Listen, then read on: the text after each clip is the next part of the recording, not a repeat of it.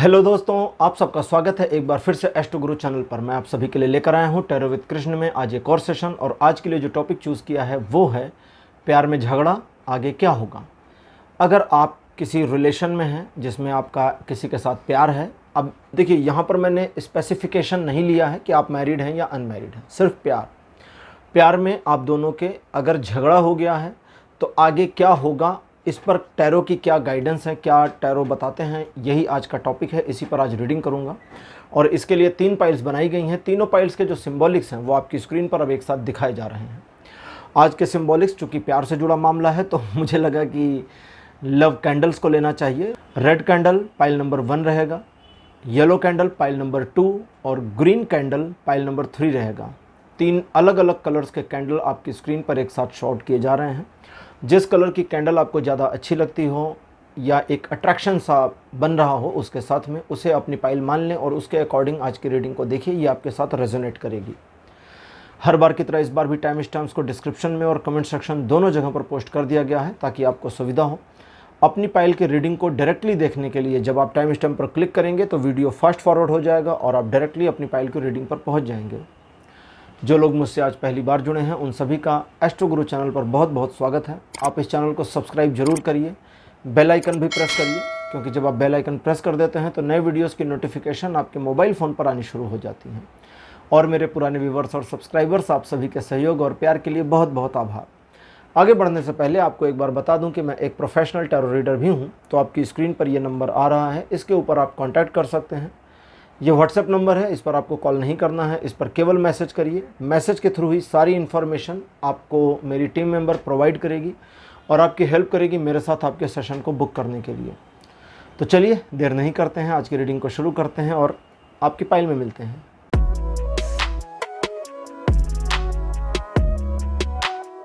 Hello pile number 1, आप सबका स्वागत है आपकी रीडिंग में। आपने रेड कैंडल चूज़ किया था, मेरे बगल में रेड कैंडल को लगा दिया गया है। चलिए अब रीडिंग शुरू करते हैं और देखते हैं कि आपके लिए आज क्या आता है। कि अगर आपके प्यार में कोई झगड़ा हो गया है तो उस झगड़े के बाद क्या स्थिति बन सकती है, आगे क्या होगा। ठीक है, प्यार में झगड़ा, अब आगे क्या होगा। पहला कार्ड आपके लिए मेरे पास जो अपीयर हुआ है, this one is S of sword. Second position पर आपके लिए जो कार्ड आया है, this one is tower. Third position पर आपके लिए कार्ड अपीयर हुआ है 8 ऑफ वॉन्ड्स। फोर्थ पोजीशन पर आपके लिए द हैंग्ड मैन। और आपके लिए लास्ट कार्ड मेरे पास अपीयर हुआ है बहुत प्यारा, स्टार। तो आपके लिए बुरे से बुरा और अच्छे से अच्छा दोनों कार्ड अपीयर हो गए हैं एक ही रीडिंग में। चलिए अब आपके लिए रीडिंग शुरू करते हैं। पाइल नंबर 1, जैसा कि आप जानते हैं कि आपके प्यार में झगड़ा हो जाए, इस चीज़ की संभावना हालांकि थी तो ज़रूर, नहीं मैं ये नहीं कहने जा रहा था कि नहीं हो सकता था, थी तो ज़रूर, लेकिन उसे लंबे समय तक टाला भी गया। पास्ट में सिचुएशंस काफ़ी ख़राब भी रही हैं, उसके बावजूद चीज़ें रिवाइव भी हुई हैं। और अभी एक ऐसी सिचुएशन दिखती है जहां हो सकता है आप एक नो कांटेक्ट में हो, सेपरेशन में हो, या एक ही घर में रहते हो, बातचीत बंद हो गई हो, या ऐसी सिचुएशन जिसको आप कहें कि भाई ये एक बहुत गहरे झगड़े की शुरुआत है या मध्य है, इस तरह की चीज़ें। देखिए यहाँ पर आपके डीलिंग में कोई प्रॉब्लम नहीं थी, डीलिंग आपने सही करी, मतलब रिलेशनशिप को डील करना आपका सही था, उसमें कोई इशू नहीं है। लेकिन फिर भी चीज़ें आपके कंट्रोल और पहुंच से बाहर हो गई और सिचुएशन इस तरह की थोड़ी सी टॉक्सिक, और कुछ लोगों के लिए काफ़ी ज़्यादा टॉक्सिक। और वो टॉक्सिकनेस पीछे काफ़ी लंबे समय से चली आ रही। टॉक्सिकनेस मतलब टॉक्सिक का सीधा मतलब होता है जहरीला सा। तो एक ऐसी सिचुएशन जहाँ पे चीज़ें विषाक्त हो गई हैं, जहरीला, ये उर्दू बड़ा ख़राब सा शब्द लग रहा था, तो ये इंग्लिश में टॉक्सिक भी अच्छा लग रहा था और हिंदी में विषाक्त भी अच्छा लग रहा है, तो जहरीला उर्दू को छोड़ के चलते हैं। एक ऐसी विषाक्त सिचुएशन, एक ऐसी विषाक्त परिस्थिति आपके रिलेशन में जिसमें आपने चीज़ों को ओवरकम करने की कोशिश की और जितनी कोशिश की चीज़ें गिरती चली गई। हालांकि गलती आपकी नहीं है, काफ़ी हद तक आपकी गलती नहीं है, पहली चीज़ तो ये समझ लें। लेकिन अब चूंकि आज का विषय है कि प्यार में झगड़ा आगे क्या होगा, अभी ये रिलेशन ख़त्म होने नहीं जा रहा, अभी इस रिलेशन में बहुत सारी उम्मीदें बाकी हैं। अगर अभी इस रिलेशन में एक ऐसी सिचुएशन बन गई है जहां आप इस रिलेशन के भविष्य को समझ नहीं पा रहे हैं तो ये टेम्पररी पॉज मोमेंट है, ठीक है, टेम्पररी। ये एक अस्थाई समस्या है जिसका समाधान स्वतः हो जाना है, लेकिन अगर गलती नहीं करें तो, और गलती क्या है, वो है आपका एग्रेशन, दूसरे को लगातार ब्लेम करना, और इस रिलेशन में आई हर एक प्रॉब्लम के लिए सामने वाले को दोषी ठहरा देना। कुछ मामलों में अगर आपको भी दोषी ठहराया जा रहा है तो उस पूरे सिचुएशन में आपको अपने आप के साथ में थोड़ा सा न्याय करते हुए कूल होकर के शांत हो जाना चाहिए। जैसे मान लीजिए आपके पार्टनर ने आपको सारा ब्लेम कर दिया, उसको बोलिए ठीक है भाई तुमने ब्लेम कर दिया, हो सकता है मेरी गलती हो, I will analyse and re analyse. मैं एनालाइज करूं और री एनालाइज करूं और परखूं, समझूं कि वो गलतियां कैसे दूर हो सकती हैं। अगर मेरी गलती है तो मुझे देखना चाहिए और मुझे सुधारना चाहिए, फिर तो तुम्हारी ओर से कोई प्रॉब्लम नहीं है, यानी कि मैंने अपनी गलती सुधारी तो चीज़ें ठीक हो जाए। और अगर उसकी ओर से गलती है तो उसको भी समय देना है, या दोनों को ही समय देना है, इस रिलेशन में समय लेना है एक्चुअली इस रिलेशन में, ताकि चीज़ें बेहतर हो सके। आने वाले समय में चीज़ें इस रिलेशन में बहुत बेहतर हो सकती हैं, यह है पॉइंट 1।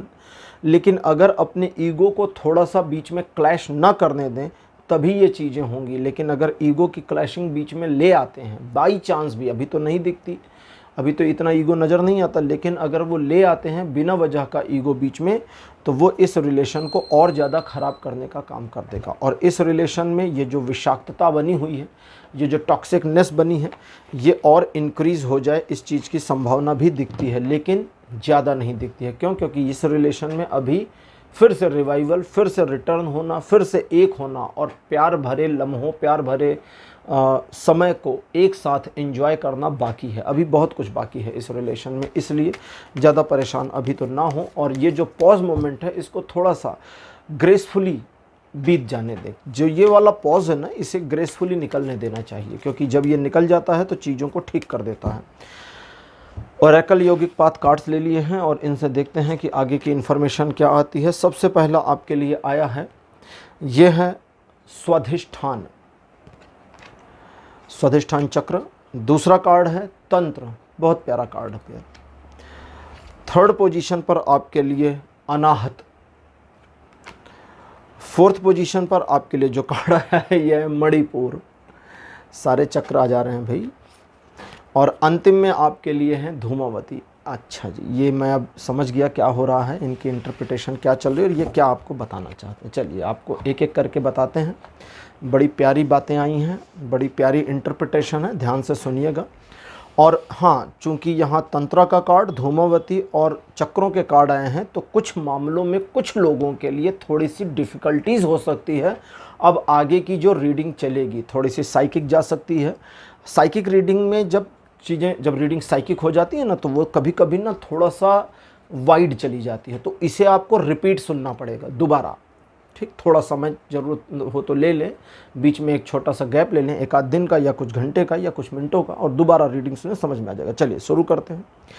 कार्ड्स कहते हैं कि आपके रिलेशन में चीज़ों के टूटने, खराब होने, डिस्टर्बेंस आने की संभावना नहीं थी, लेकिन वो जो एनर्जी लेवल बना हुआ था रिलेशन में, एक तरह से वो इस हाई लेवल पर था जिस हाई लेवल को अगर मैनेज ना किया जाए तो चीज़ें डिस्टर्बिंग हो जाती हैं। तंत्र का कार्ड है।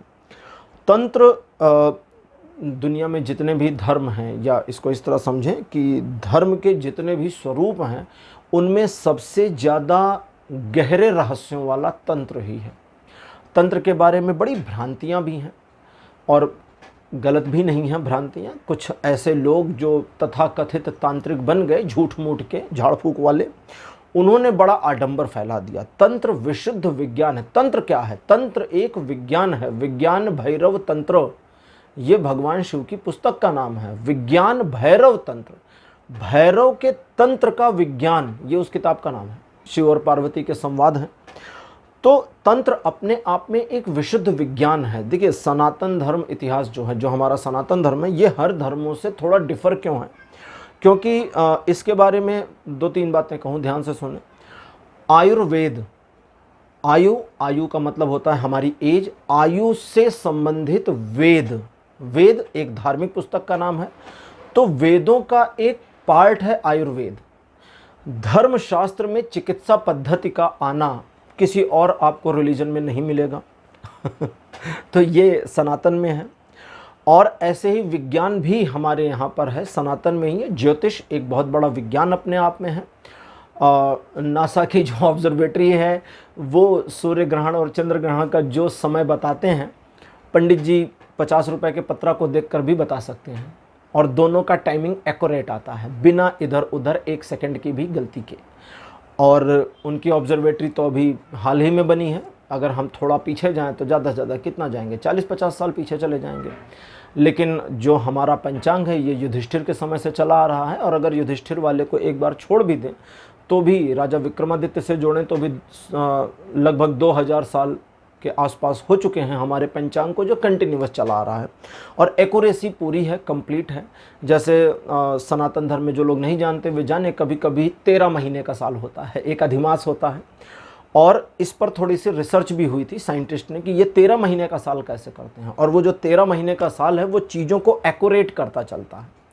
वो जो एक्चुअली पृथ्वी 24 घंटे में एक चक्कर नहीं लगाती है अपना, 24 घंटे कुछ मिनट है। सूर्य का चक्कर 365 दिन में नहीं लगाती, 365 दिन 6 घंटे कुछ मिनट कुछ सेकंड है।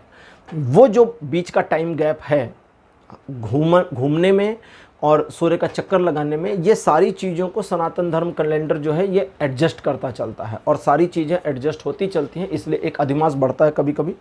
खैर, अब उतने विस्तार में नहीं जाएंगे, विषय पर आते हैं। तंत्र का कार्ड कहता है कि रिलेशन में एक ऐसी एनर्जी लेवल का बनना जिस एनर्जी लेवल को न संभाल पाने की वजह से इस रिलेशन में टॉक्सिकनेस का आना आप दोनों की गलती रही है। पहली चीज़ तो ये है, तंत्र ने ये डिफाइन कर दिया। दूसरे, अब स्वाधिष्ठान और अनाहत और मणिपुर 3 चक्र आए हैं। मणिपुर जो हमारे शरीर का तीसरा चक्र होता है, स्वाधिष्ठान दूसरा चक्र होता है, और अनाहत जिसको हम हृदय चक्र कहते हैं, ठीक है, अनाहत नाथ, ये हृदय चक्र होता है। ये जो तीनों चक्रों का आपस में कॉम्बिनेशन करके जो मेरे पास इंटरप्रिटेशन आ रही है, उस इंटरप्रिटेशन के अकॉर्डिंग आपके रिलेशन में चीज़ें गहरे तक जड़ जमा चुकी हैं। बस आप इसको थोड़ा सा सतह पर मानकर चल रहे हैं, तो वो ना करें। सबसे पहला काम स्वाधिष्ठान का चक्र है, जो बताता है कि इस रिलेशन में चीज़ें समयातीत हो सकती हैं। समयातीत का मतलब होता है टाइमलेसनेस में। जो हमारे शरीर का दूसरा चक्र है जिसे हम स्वाधिष्ठान कहते हैं, जिसे जापान में हारा सेंटर कहते हैं, हारा, इसीलिए जापानीज जो आत्महत्या करते थे उसको वो हाराकिरी कहते थे, क्योंकि वो अपने हारा सेंटर के ऊपर चाकू रख करके या तलवार रख करके अंदर घुसा लेते थे और हारा सेंटर को तोड़ देते थे। और ये जो सुसाइड की पद्धति थी, ये सिर्फ पूरे जापान में नहीं थी, ये सिर्फ समुराई योद्धाओं के लिए थी। समुराई योद्धा जिस तरह से आत्महत्या करते थे उसे हाराकिरी कहते थे, हारा सेंटर को तोड़ देना। क्योंकि जो समुराई योद्धा होते हैं वो हारा सेंटर पर ही अपने मन को स्थिर कर ले जाते हैं। तो वो एक चीज़ है। तो ये कहता है कि जब आपके रिलेशन में चीज़ें समयातीत हो सकती थीं, जब आपके रिलेशन में चीज़ें बेहतरी की ओर जा सकती थीं, आपने उस हाई एनर्जी लेवल को जो आपके रिलेशन में बन रहा था उसे इग्नोर किया और ज़रूरत से ज़्यादा अपने दिल को तोड़ने वाली सिचुएशंस को आने दिया। हर चीज़ को दिल पर लेकर हम नहीं चल सकते हैं, ठीक है। गोलगप्पा खाते हैं आप, कभी 4 लोगों के साथ जाइए, गोलगप्पे वाला एक एक करके सबको दे रहा होता है, और कभी बाई चांस आप 2 मरतबा छूट जाते हैं तो वहाँ दिल बड़ा टूट जाता है। कुछ आजकल तो इंस्टाग्राम पर ऐसे वीडियोस भी पोस्ट हुए हैं, उन्होंने वो दोना ही उठाकर फेंक दिया, नहीं खाना तुमसे। तो मतलब मेरे कहने का ये था कि कोई भी छोटी सी चीज़ आपके दिल को तोड़ने के लिए काफ़ी है। कोई भी छोटी सी चीज़, आप एक रेस्टोरेंट में गए, आपने कुछ ऑर्डर किया, सेम टाइम पर दूसरी टेबल पर ऑर्डर किया गया, उसका ऑर्डर पहले आ गया और आपका अभी भी नहीं आया, तो आपका दिल टूट जाता है कि यार हद है। तो किसी भी चीज़ से दिल टूट सकता है, ऐसा नहीं जरूरी कि प्यार से ही टूटे। दिल का टूटना बहुत नाजुक है। इसीलिए अब अनाहत का कार्ड कहता है कि जब आपके दिल में प्यार है तो है, अगर दिल में है तो, और जो दिल में प्यार है वो अनाहद नाद की तरह बजता है। अनाहद नाद क्या है? ओमकार की ध्वनि है। इसके बारे में कभी बताऊंगा डिटेल में। तो जब ये प्यार अनाहत की तरह से अनाहद नाद के रूप में आ जाएगा, तब मणिपुर का कार्ड कहता है कि आपको अंदर से वो घबराहट बंद हो जाएगी जो आपके रिलेशन में एक इन्फीरियोरिटी, एक इनसिक्योरिटी फीलिंग आती रहती है। इस इनसिक्योर फीलिंग ने आपके रिलेशन को ख़राब किया, इस इनसिक्योर फीलिंग ने रिलेशन को टॉक्सिक किया। इस इनसिक्योर फीलिंग ने, भले वो फीलिंग आपकी अपनी हो, भले वो फीलिंग किसी भी लेवल पर हो, लेकिन वो जो मणिपुर चक्र के पास का भय है, मणिपुर चक्र भय को नियंत्रित करता है, या भय का एक तरह से समझे तो सेंटर है। डर हमारा जो है वो हमारे मणिपुर चक्र में होता है। इसीलिए जब हम घबरा जाते हैं तो पेट में ऐंठन शुरू हो जाती है। तो ये घबराहट आपको निकालनी है। अब अंतिम कार्ड आपके लिए है, वो है माता धूमावती का। माता धूमावती कहती हैं कि एक गलत निर्णय और आपकी पूरी जिंदगी तबाह हो जाएगी। माता धूमावती के बारे में जानने के लिए नीचे लिंक डिस्क्रिप्शन में दिया है एक वीडियो का, वहाँ पढ़ें, पूरा मिल जाएगा। माता धूमावती 10 महाविद्या में से एक हैं, शिव की अर्धांगिनी थी। इनका यह स्वरूप विधवा का माना जाता है, यह स्वरूप कुरूप माना जाता है, यह स्वरूप, इस स्वरूप में इनके गाल पिचके हुए हैं, आंखें धंस गई हैं, चेहरे पर कोई तेज, कोई आकर्षण नहीं रह गया, पूरा शरीर काला पड़ गया है, त्वचा सूख सी गई है, बाल बिखर गए हैं। तो यह जो स्वरूप है, इस तक पहुंचने की जिम्मेदार यही हैं धूमावती, माता धूमावती का मतलब होता है धूम्र राशि। धूम्र राशि मतलब धुआं। इन्होंने शिव को उठाकर अपने मुख में रख लिया था, निगल लिया था। कथाओं के अनुसार इस वजह से इनके शरीर से धूम्र राशि निकली। धूम्र राशि में धुआं निकलने लगा, और उस धुएं के निकलने से इनके शरीर का जितना भी ग्रेस था, जितना ओजस था, जितना तेज था, सब निस्तेज हो गया, सब खत्म हो गया। क्यों? क्योंकि इन्होंने अपने सुहाग का निषेध कर दिया था, डिनायल कर दिया था।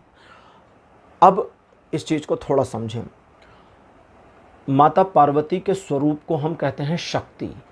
शक्ति, शिव और शक्ति एक ही है, इसीलिए शिव को अर्धनारीश्वर के रूप में चित्रित किया गया है।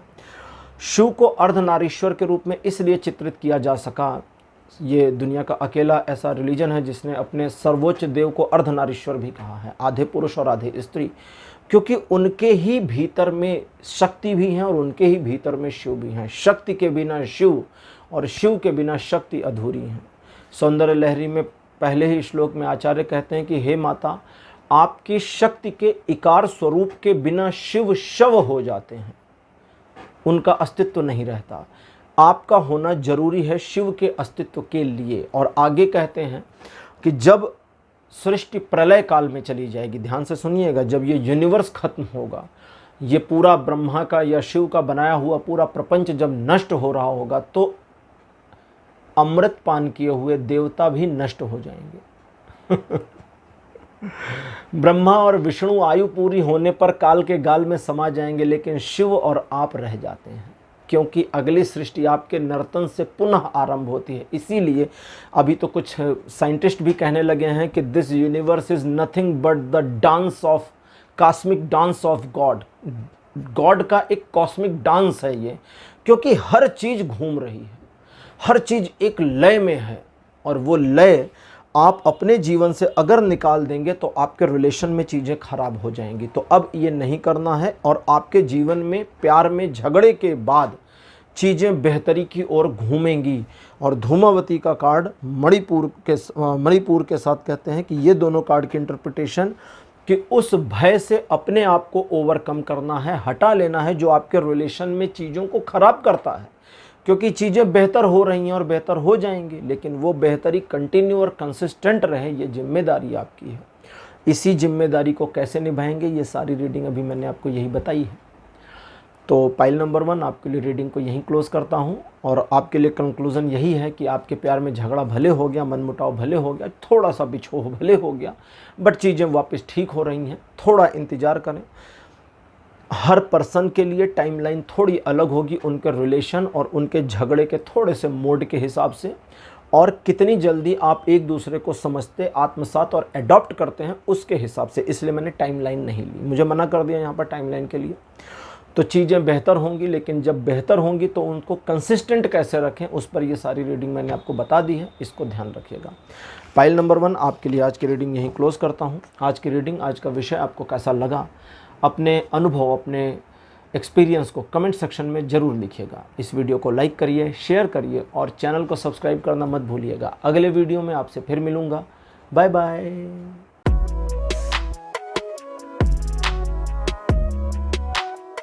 हेलो पाइल नंबर 2, आप सबका स्वागत है। आपकी रीडिंग में आपने येलो कैंडल चूज़ किया था, तो चलिए अब आपके लिए रीडिंग शुरू करते हैं और देखते हैं कि आपके लिए क्या इन्फॉर्मेशन मेरे पास आती है टैरो से, कि अगर आपके प्यार में झगड़ा हो गया है तो अब आगे क्या होने जा रहा है आपके जीवन में, इस प्यार में क्या होगा। पहला कार्ड आपके लिए S of sword. Second position पर आपके लिए जो कार्ड अपीयर हुआ है S of wands. Third position पर आपके लिए डेथ। फोर्थ पोजीशन पर आपके लिए है 6 ऑफ पेंटिकल्स और आपके लिए कार्ड नंबर 5 है 9 ऑफ कप्स। आपके लिए 2 अलग इन्फॉर्मेशन आई हैं, तो ये 2 अलग इन्फॉर्मेशन क्यों है मैं वो भी बता देता हूँ। कुछ लोगों के लिए एक इन्फॉर्मेशन है, कुछ लोगों के लिए दूसरी। सबसे पहले एक माइनर कम्युनिटी। माइनर कम्युनिटी मतलब बहुत थोड़े से लोग हैं पाइल नंबर 2 में जिनके लिए इन्फॉर्मेशन नंबर वो है माइनर कम्युनिटी। अच्छा जी, तो बड़े थोड़े से लोग हैं। अब जिन लोगों के साथ मैं जो सिचुएशन बताऊंगा ये मैच नहीं करेगी, ये आपके लिए नहीं है, इसको आप अपने साथ रेजोनेट ना करें। रिलेशन में चीज़ों को बनाया बनाया बनाया, हर बार बनाया, हर बार बनाया, हर बार बनाया, बनाते रहे बनाते रहे बनाते रहे, और झुक कर भी बनाया, कोशिश करके भी चीज़ों को ठीक किया, और बहुत ज़्यादा एफर्ट भी लगा दिया, लेकिन कुछ काम नहीं आया और रिलेशन क्लोज हो गया। अभी भी उसकी टीस बची है, अभी भी उस रिलेशन की याद बची है, अभी भी उस रिलेशन को वापस चाहते हैं, नहीं हो सकता क्योंकि ख़त्म हो गया है। अब आगे बढ़ जाइए, अब मूव ऑन कर जाइए, अब छोड़ दीजिए इसको। अब इस रिलेशन को छोड़ करके, क्योंकि अभी भी आप छोड़े हुए नहीं हैं, अभी भी आपका आपका आपका आपका पेन मुझे फील हो रहा है। मतलब अगर आप थोड़ा सा ध्यान दें मेरी बॉडी लैंग्वेज और मेरे फेस पर तो शायद आपको महसूस होगा कि उस पेन की एक झलक मुझे फील हो रही है, और वो पेन जो आपको गहराई में फील हो रहा है, उस पेन ने आपको एक तरह से तंग कर रखा है, जीवन को पूरी तरह से ट्रैक से हटा दिया है। अब उस चीज़ को छोड़ दीजिए, ख़त्म कर दीजिए और आगे निकल जाइए। अब आप मूव ऑन कर जाइए, बहुत हो गया, मतलब अब क्लोज, अब मामला ख़त्म। और ये वाली सिचुएशन जिनके साथ मैच करी है, पाइल नंबर 2 की रीडिंग उनके साथ यहीं ख़त्म होती है, पहली सिचुएशन। दूसरी की बात करें, अब दूसरी पर आते हैं थोड़ा मुझे भी रिवाइव होना होगा क्योंकि मैं उस फ्लो में चला गया था, उस पेन के साथ में। खैर काफ़ी ज़्यादा ठीक है। अब फिर से मतलब दूसरे जो सेकंड कैटेगरी लोग हैं, वो माइनर कम्युनिटी वाले कुछ लोग हैं जिनके साथ वो समस्या थी। अब दूसरे लोग, आप इस रिलेशन में अपने आप को इम्प्लांट करने की हर संभव कोशिश करते रहे हैं, और इस रिलेशन ने हर बार आपको एक कदम पीछे धकेल दिया। न सिर्फ एक कदम पीछे धकेल दिया, बल्कि इस रिलेशन ने आपको डॉज दिया, इंसल्ट करी, और कई बार आपको एक ऐसी परिस्थिति में छोड़ा जहां आपको ये सोचने पर विवश होना पड़ा कि क्या ख़त्म हो रहा है सब कुछ। और जब जब ऐसी चीज़ें होती हैं, रिलेशन रिवाइव होता है, फिर से चीज़ें वापस आती हैं, बिल्कुल वैसे जैसे कार्मिक रिलेशन में होती हैं। हालांकि आज की रीडिंग कार्मिक वगैरह पर नहीं है, बस एक बात कह रहा हूँ, इसलिए मैं अक्सर कार्मिक सोलमेट कहने से बचता हूँ, कंफ्यूज कर देती हैं चीज़ें। चलिए, तो इसमें कोई कार्मिक वार्मिक वाला मामला मैंने नहीं चेक किया है, ना मैं बता रहा हूँ, ठीक। मैं एक एग्जांपल की बात कर रहा हूँ कि उस तरह से जैसे कार्मिक रिलेशन में होता है, चीज़ें खराब होती हैं, फिर ठीक होती, फिर खराब होती, फिर ठीक होती, तो एक रोटेशन दिखता है। इस रोटेशन में आपके द्वारा किए गए एफर्ट्स की वैल्यू कम होती जा रही है, ख़त्म होती जा रही है। इसलिए आपको थोड़ा शांत होना होगा, दूसरे पर्सन को आगे आने का मौका दीजिए, रुक जाइए। आपका आज का जो हमारा आज का विषय है ये है कि प्यार में झगड़ा, आगे क्या होगा। अब आगे क्या होगा में पहली चीज़ तो आपके रिलेशन में एक पॉज मोमेंट आ रहा है। ये पॉज मोमेंट बहुत लंबा भी जा सकता है, यहाँ से हट भी सकते हैं और कैरी ऑन भी कर सकते हैं, दोनों। लेकिन कुछ चीज़ें आपके पार्टनर पर डिपेंड करेंगी। अगर आपका पार्टनर, आपकी पार्टनर आगे आए और इस रिलेशन में चीज़ों को ठीक करने का प्रयास करे तो, नहीं तो इस रिलेशन में चीज़ें धीरे धीरे आप देख रहे हैं कि बार बार क्लोज हो रही हैं, और इतनी ज़्यादा बार चीज़ें क्लोज होकर के ओपन हो चुकी कि अब इस रिलेशन में रस खत्म हो रहा है। वो जो एक एक एक एक इंटेंशन था, एक स्वाद था, वो खत्म हो रहा है इस रिलेशन में। तो वो चीज़ इस रिलेशन को बहुत ज़्यादा टॉक्सिक बनाती जा रही है, विषाक्तता बढ़ती जा रही है, घुलती जा रही है। तो फिलहाल अभी उम्मीद बाकी है, लेकिन अब अपने पार्टनर की ओर से पहल की वेट करें। अपनी ओर से तो आप जो भी एफर्ट कर चुके, कर रहे थे, सब ठीक ठाक था, उसमें तो कोई कमी दिखती नहीं है। ओरेकल योगिक पाथ कार्ड्स आपके लिए, पहला कार्ड मेरे पास अपीयर है तेजस।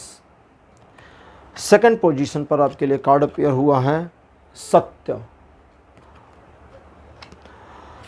सत्व के बाद में कार्ड अपीयर हुआ है थर्ड नंबर पे कर्मा। फोर्थ पोजीशन पर आपके लिए है ओजस। और आपके लिए अंतिम कार्ड मेरे पास अपीयर हुआ है अनाहत। अनाहत कार्ड बहुत प्यारा कार्ड है।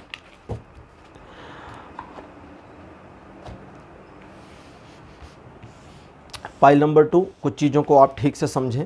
आपके रिलेशन में चीज़ों को, जैसा कि मैंने बताया कि किस कंडीशन, किस सिचुएशन में जा रही हैं, अब आपको एक काम नहीं करना है, और वो है अपने आप को ग्रेसलेस नहीं करना है, अपनी सेल्फ रिस्पेक्ट को डोमिनेट नहीं करना है। अब और झुकने की ज़रूरत नहीं है। लेकिन यहाँ वो नहीं कह रहा हूँ कि ईगो लेकर आना है, नहीं। वो झुकते हैं तो आप भी झुकें, वो नहीं झुकते हैं तो आप इंतज़ार करें। लेकिन अब इस रिलेशन में और ज़्यादा अपनी ओर से मोल्ड होना, और वो भी पहल करके, कर तो हर बार चुके, तो अब और नहीं करना है, लेकिन ग्रेसफुली करना है, ईगो के साथ नहीं करना है, जिद के साथ नहीं दिखना है। उसमें सिर्फ इतना ही बता देना, अगर ज़रूरत पड़ती, कोई कम्युनिकेशन होता है तो बताना, भाई एक कदम आप चलें, एक कदम हम, और हम इस तरह से साथ फिर आ सकते हैं। लेकिन अगर सारे कदम मैं गिनूँ और आप कदम ना गिने, तो ये चीज़ें फिर उसी पहले वाले मुकाम पर पहुंचने की दिख रही हैं। तो आपको भी आगे बढ़ना पड़ेगा, और मैं आपके बढ़ने का इंतज़ार करूं। बता दीजिए कि मुझे वेट है, आई एम वेटिंग, और मुझे वेट करने में कोई प्रॉब्लम नहीं है। लेकिन आपके रिलेशन में चीज़ों को, अब आगे का क्या है, अगर यहाँ कंडीशन है, एक चीज़ को मैं चेक कर लूँ फिर आपको बताता हूँ।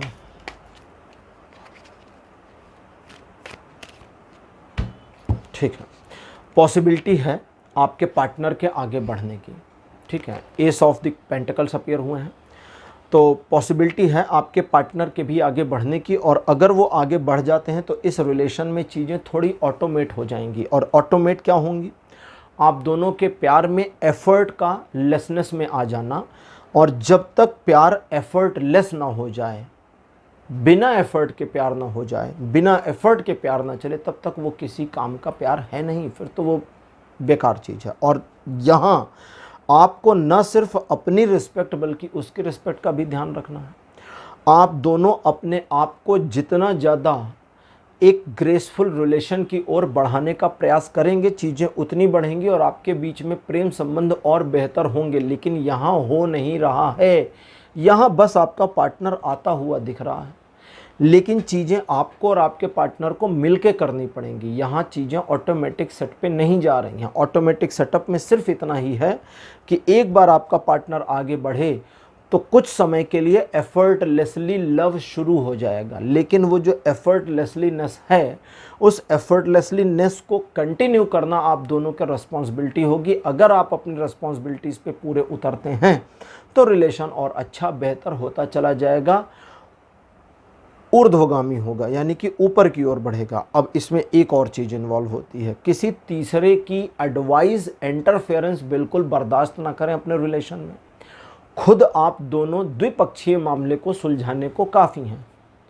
ठीक है, फ़लस्तीन और इजराइल के बीच में अमेरिका पिछले 70-75 सालों से मध्यस्थता कर रहा है, कुछ हुआ नहीं है कुछ भी हुआ नहीं है। तो इसलिए आपस में बैठ करके बातचीत कर लें, आपस में चीज़ों को सुलझा लें, एक दूसरे की शिकायत एक दूसरे से कर लें, एक दूसरे की मान मनोवल एक दूसरे से कर लें, और बस आपके रिलेशन में देखिए चीज़ें कैसे ऑटोमेटिकली चल करके आगे बेहतर होती चली जाती हैं। लेकिन अगर ये नहीं करते हैं तो वो जो टॉक्सिकनेस है वो बढ़ेगी और बढ़ेगी और बढ़ेगी। और अभी तो मैंने एक थोड़े से लोगों के लिए कहा था कि भैया मूव ऑन करके आगे निकल जाइए, फिर आपको भी मूव ऑन ही करना पड़ेगा।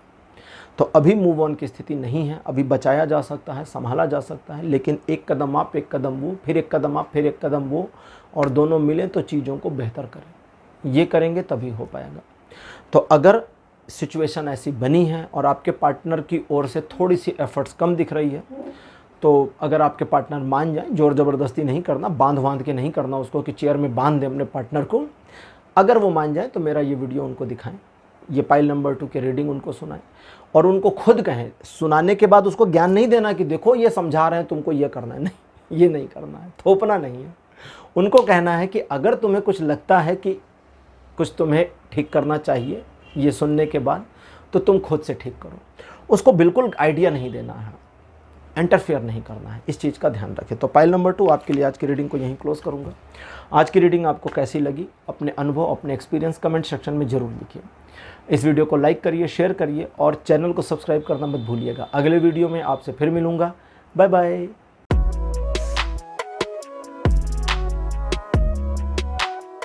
हेलो पाइल नंबर 3, आप सबका स्वागत है आपकी रीडिंग में। ग्रीन कैंडल आपने चूज़ किया था, जिसको मेरे बगल में लगा दिया गया है। चलिए अब शुरू करते हैं आपके लिए रीडिंग और देखते हैं कि प्यार में झगड़ा तो आगे क्या होगा, इस पर क्या है टैरो की इन्फॉर्मेशन, गाइडेंस और आपके लिए क्या आता है।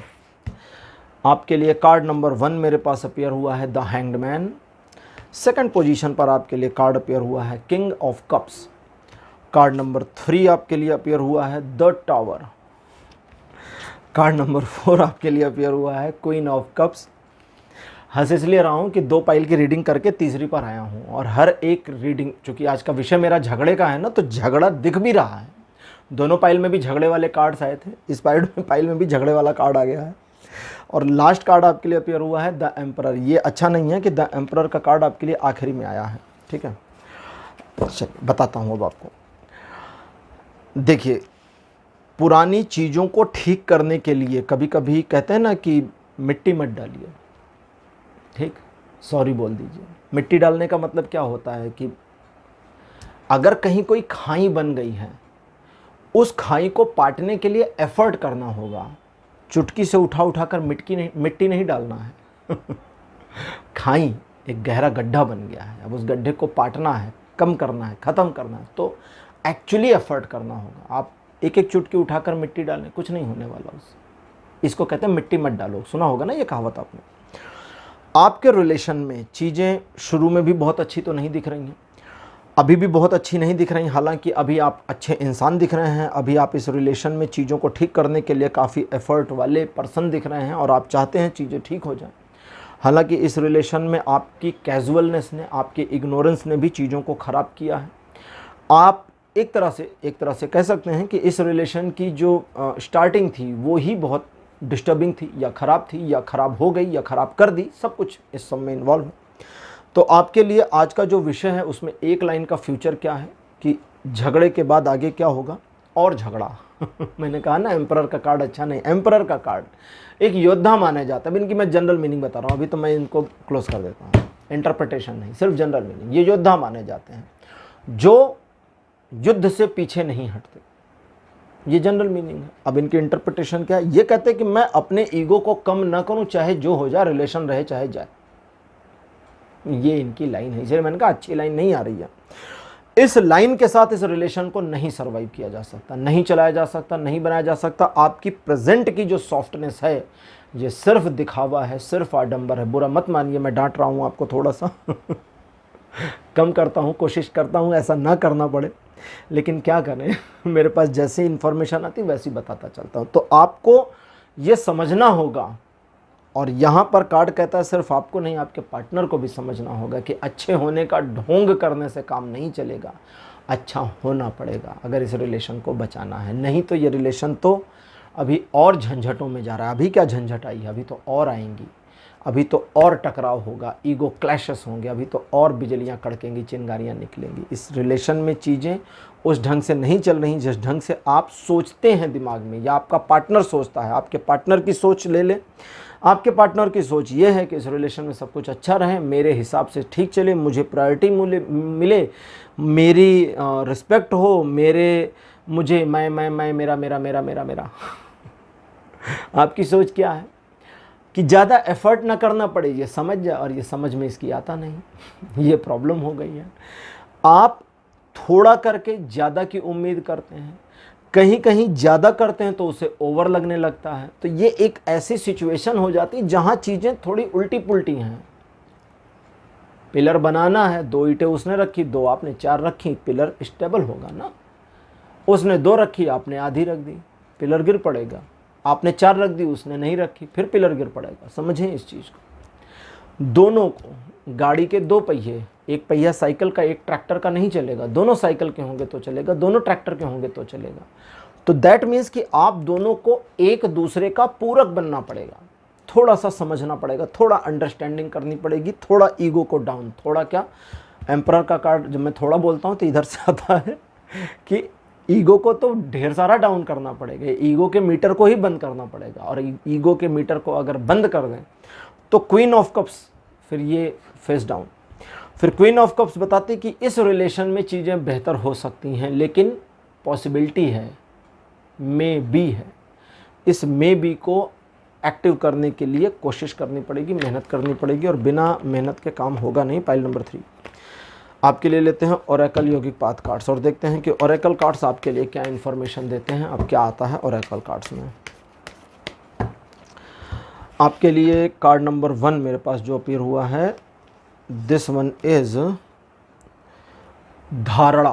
धारणा के बारे में मैं कई बार कई वीडियोस में बता चुका हूँ। धारणा का मतलब होता है हमारे मन की टेंडेंसी, हमने क्या सोच बना ली है किसी विषय पर, क्या सोचते हैं, हमारी थिंकिंग क्या है। ठीक है, धारणा। और धारणा का उस चीज से कोई लेना देना नहीं जो एक्चुअल है। एक्चुअल क्या है और हम क्या सोचते हैं, दोनों में बहुत अंतर हो सकता है। हो सकता है हम सूरज को देखें, सोचें बड़ी रोशनी दे रहा है, और कोई दूसरा देखे वो सोचे कि अरे खामखा बेचारा जल के मारा जा रहा है। दोनों में अंतर आ गया। ठीक है। सेकंड पोजीशन पर तामस। तामस हमारे शरीर, हमारे मन की एक अवस्था होती है। अगर हमारा मन तामस है तो हम निगेटिव चीज़ों की ओर अट्रैक्ट हो जाते हैं। नॉनवेज, वाइन, बुरी सोहबत, बुरे लोगों का संगत, सब बड़ा प्यारा लगने लगता है। तामस, नहाने का मन नहीं करता है। थर्ड पोजीशन पर लक्ष्मी, देवी लक्ष्मी, अभी इन्होंने कुछ बताया नहीं। अनाहत, कार्ड नंबर 4। और फिफ्थ पोजीशन पर आपके लिए तंत्र, बहुत प्यारा, बहुत प्यारा। मतलब अब मैं क्या कहूँ इसको, अगर मैं एक लाइन में डिफाइन करूं तो मेरे ओरेकल योगिक पाथ के 5 कार्ड्स कहते हैं कि आपके रिलेशन को गर्त में से उठा करके टॉप की पोजीशन पर ले जाया जा सकता है। डाउनफॉल की सिचुएशन से उठा करके सिंहासन पर बिठा सकते हैं। ये दमखम है आपके प्यार में, लेकिन इस पोजीशन को एक्वायर कैसे करें, अब चलिए उस पर सुनते हैं। सबसे पहले आपको अपने पार्टनर के बारे में अपनी थिंकिंग को बदलना पड़ेगा, और उसमें तामस का कार्ड कहता है निगेटिव थिंकिंग नहीं होनी चाहिए, थोड़ी पॉजिटिव सोचिए। दूसरे साथ ही साथ तामस का कार्ड ये भी कहता है कि तीसरे लोगों के बताए हुए अवधारणा को एडॉप्ट नहीं करना। आपका पार्टनर इस तरह का है, किसी ने बताया, उस चीज़ को छोड़ दीजिए। आप सोचिए कि क्या सचमुच ये उस तरह का है, क्या आपको सचमुच ये पता है, या आपके फैमिली मेंबर्स ने कह दिया कि तुम्हारी वाली तो ऐसी है। सोचिए क्या सचमुच ये ऐसी है, या सिर्फ मैंने सुन लिया है इसलिए मुझे लगने लगा कि ये ऐसी है। ऐसी या ऐसा, मतलब वो जेंडर वाइज समझ लीजिएगा। तो यहाँ तमस को हटा देना है। तमस मतलब निगेटिविटी, तमस का मतलब एक गहरी नकारात्मकता, तमस का मतलब एक राक्षसी प्रवृत्ति। शाब्दिक अर्थ तमस का यही है, राक्षसी प्रवृत्ति। राक्षसी प्रवृत्ति क्या होती है? अनैतिकता का पालन करना। ठीक है, जो चीज़ नीतिगत ना हो वो तमस हुई। अब अगर आप अपने पार्टनर के बारे में प्री प्लान टेंडेंसी से हटते हैं, नेगेटिविटी और नेगेटिव लोगों को इग्नोर करके आगे बढ़ते हैं, तो गॉडेस लक्ष्मी अपीयर होकर कहती हैं कि ऐसी सिचुएशन में आपके रिलेशन में वो स्पिरिचुअल लेवल एडमायर हो जाएगा, अपीयर हो जाएगा, अवतरित हो जाएगा, जो अभी तक आपके रिलेशन में बहुत शिद्दत से मिसिंग था। और ये मिसिंगनेस गॉडेस लक्ष्मी, माता लक्ष्मी, इनको अगर कभी आपने देखा हो तो ये हमें अक्सर दो रूपों में दिखती हैं। पहला, धन की देवी, धन दे रही हैं, इनके हाथों से स्वर्ण मुद्राएं गिर रही हैं, कलश रखे भरे पड़े हैं, स्वर्ण के भंडार भरे पड़े हैं, जिसमें जब ये अकेली बैठी होती है। और दूसरी फोटो इनकी, या दूसरी इनकी मुद्रा जो हमें देखने को मिलती है, वो मिलती है भगवान विष्णु के साथ में, जो इनके पति हैं, और ये उनके चरण दबा रही होती हैं। धन की देवी विष्णु के चरण दबाती हैं। विष्णु वो जिन्हें धन से कोई मोह नहीं है। सच्चिदानंद भगवान विष्णु के लिए जो शब्द है सनातन धर्म में, वह है सच्चिदानंद। इसको थोड़ा विच्छेद कर दें। सत मतलब सत्य, चित मतलब चित, आनंद मतलब आनंद। आनंद मतलब आनंद हो गया। जिनका चित सत से भरा है और जिनके चित में सदैव आनंद ही आनंद व्याप्त है, किसी चीज का कोई कमी हो ऐसी फीलिंग ही नहीं है, हमेशा प्रसन्न। वे नाराज तो हैं ही नहीं और न किसी चीज की कमी है। ऐसा व्यक्ति जिससे किसी चीज की कमी ही ना हो, अभाव रहित हो, सोचिए इसको और ध्यान से सुनिए। एक ऐसा व्यक्ति, भगवान भी भूल जाइए एक मिनट के लिए, एक ऐसा व्यक्ति जिसके जीवन में, जिसके पास, जिसके मन में, जिसके दिल में, जिसके चित्त में किसी चीज का अभाव ना हो, धन की जो देवी हैं वे उसका ही आसरा ले सकती हैं। क्योंकि बाकी को तो धन की देवी से धन ही चाहिए, उन्हें नहीं चाहिए, उन्हें प्रेम चाहिए। हम लक्ष्मी से क्या मांगते हैं? हे माता धन दो, हे माता वैभव दो, सुख दो, संपदा दो। उन्हें उसी लक्ष्मी से प्रेम चाहिए। जो श्री सूक्तम है उसमें एक जगह पर आया है कि भगवान विष्णु आप पर आसक्त हो जाते हैं, और इस तरह की लाइंस भी उसमें हैं। अब उसमें बहुत ज़्यादा डिटेल में नहीं जाएंगे। जहाँ माता के सौंदर्य का वर्णन किया गया है, जो ये श्री सूक्तम है, अगर उसे आप पढ़ें, उसकी हिंदी मीनिंग पढ़ें। अच्छा चलिए, एक वीडियो का लिंक हम नीचे डिस्क्रिप्शन में डाल रहे हैं जिसमें हिंदी में श्री सूक्त बोला है किसी ने, उसको आप सुन सकते हैं। तो उसमें उनके सौंदर्य का वर्णन भी है, लक्ष्मी के सौंदर्य का वर्णन। ज़रूरत ही नहीं है लक्ष्मी खुश हो जाए, पैसा दे दें, बात खत्म, मामला खत्म। क्या करेंगे उनके सौंदर्य का? लेकिन भगवान विष्णु और उनके संबंधों में ये चीज़ अपीयर होती है। तो यहाँ लक्ष्मी गॉडेस कहती हैं कि तब एक स्पिरिचुअल लेवल का जन्म होगा, तब एक स्पिरिचुअलिटी आनी शुरू होगी रिलेशन में, और वो स्पिरिचुअलिटी दिल में उतरेगी, अनाहत गहरे उतरेगी, खूब गहराई में जाएगी। और अगर ये गहराई तक गई तो तंत्र का कार्ड अपीयर जो कहता है, तंत्र शिव और पार्वती के संवाद ही तंत्र शास्त्रों के उद्गम माने गए हैं। ठीक है, शिव से आगत गिरिजा को गत, आगम, तंत्र शास्त्रों को आगम कहते हैं। आगम क्या है? आया और गया। कहाँ से आया? शिव से। कहाँ गया? गिरिजा को गया। गिरिजा कौन? उनकी पत्नी।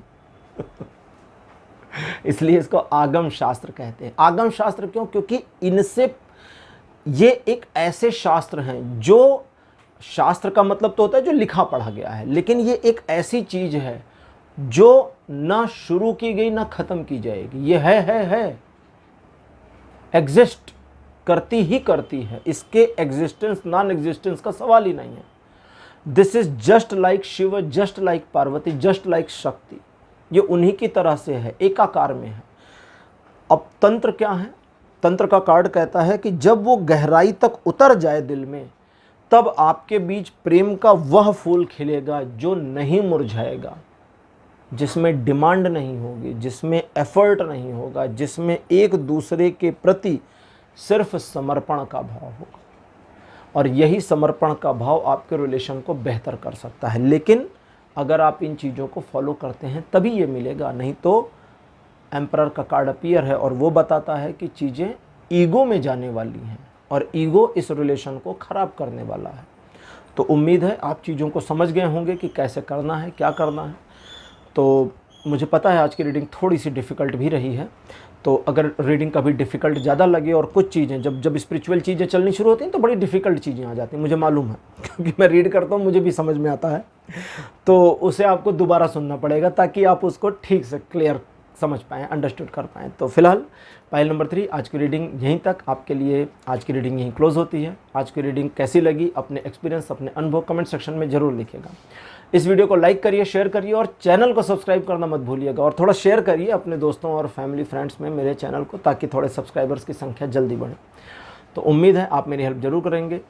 ओके, अगले वीडियो में आपसे फिर मिलूँगा। Bye bye.